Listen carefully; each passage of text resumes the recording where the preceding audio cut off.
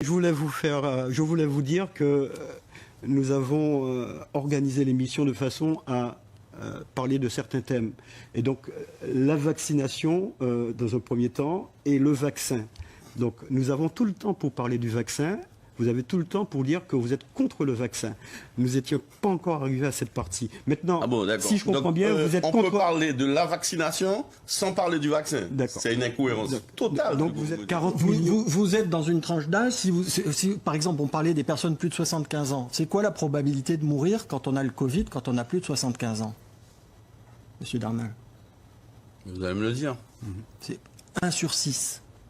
Et quand 15%. on n'a pas le Covid, c'est quoi la probabilité de mourir? Une question intéressante. Une question qui vous écoutent, qui vous suivent, des personnes âgées probablement, et vous mettez dans la balance le vaccin, avec des incertitudes certes, mais 95% de protection, et une proportion de morts assez importante, plus on est âgé.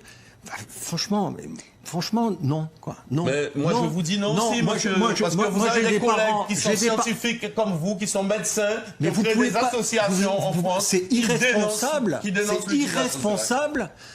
Vous décrédibilisez totalement en disant peste et choléra. Je suis désolé. Mais moi, je l'affirme. Vous pouvez pas m'empêcher de le dire. C'est mon point de vue. Vous pouvez le dire, mais votre parole porte avec des gens. Oui, et vous avez une responsabilité. Il y a peut-être quelqu'un là qui va pas aller se faire vacciner parce qu'il y a la peste, choléra, et peut-être que cette personne va mourir. Voilà. Et moi, je sais pas. Je ne suis pas anti-vaccin. J'espère que vous dormirez bien. En tout cas, le fait d'avancer la recherche et lutter contre l'obscurantisme.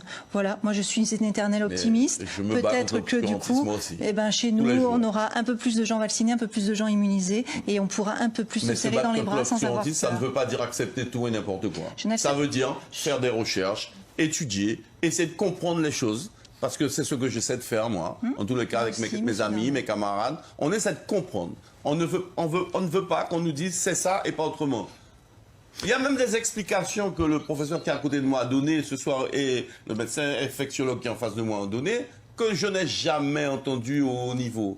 C'est la première fois que je les entends de la bouche de scientifiques. Donc, la population ne doit pas être infantilisée. Je suis d'accord. La population, elle doit être responsabilisée. Tout à fait. Elle doit être informée, elle doit savoir à quoi se tenir. Donc si on lui dit les choses, la population fera son choix. Tout à fait. Mais si on lui ment, si on ne lui dit pas la vérité, elle ne pourra pas choisir en connaissance de cause. Et c'est ce que je dénonce également. C'est cette infantilisation de la population. Alors,